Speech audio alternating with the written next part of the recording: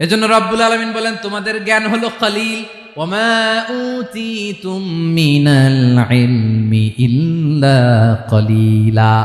একেবারে যত সামান্য জ্ঞান আমি আল্লাহ তোমাদেরকে দিয়েছি, আসল জ্ঞান ভান্ডার একমাত্র আমি আল্লাহর কাছে। এজন্য জ্ঞানের বড়াই করা যাবে না। আল্লাহ বলে আমি যদি জ্ঞান দেই তাইলে তোমরা জ্ঞান পাও, এছাড়া জ্ঞানের কোনো মাধ্যম দুনিয়াতে। আসসালামু আলাইকুম ওয়া রাহমাতুল্লাহি তাআলা ওয়া বারাকাতুহু।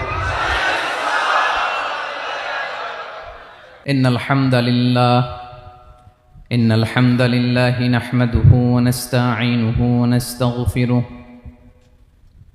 ওয়া নু'মিনু বিহি ওয়া নাতাওয়াক্কালু আলাইহি ওয়া নাউযু বিল্লাহি মিন শুরুরি আনফুসিনা ومن سيئات أعمالنا من يهده الله